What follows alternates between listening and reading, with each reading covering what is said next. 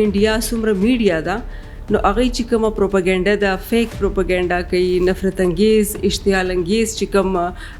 لګیا دي په پښتنو کې په ځوانانو کې په ټول کام کې یو قسم داسې قسم حالات مخې ته راځي چې داسې لګي لکه چې جنگ شروع دی یا نن یا سبا کې به جنگ شروع شي. انډیا او پاکستان دی په دې کې د خبرو اترو په ذریعہ د مذاکرات په ذریعہ د امن حواله سره موږ خبره کوو چې جنگ کله هم د مسلو حل نه دی پاتې شوی. تاسو ګورئ چې په دې نړۍ کې ډیر زیات جنگونه شوي دي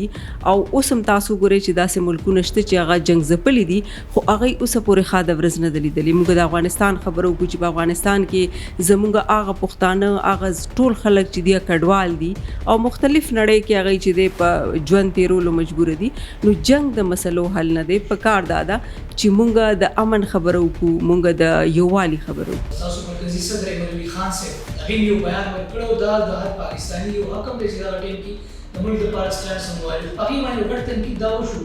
چې واقعي سړی چې کوم دی د آرمي سړی دی حالانکه هغه خپل ځبان زمام خیال باندې صحیح بیان ورکړو چې نه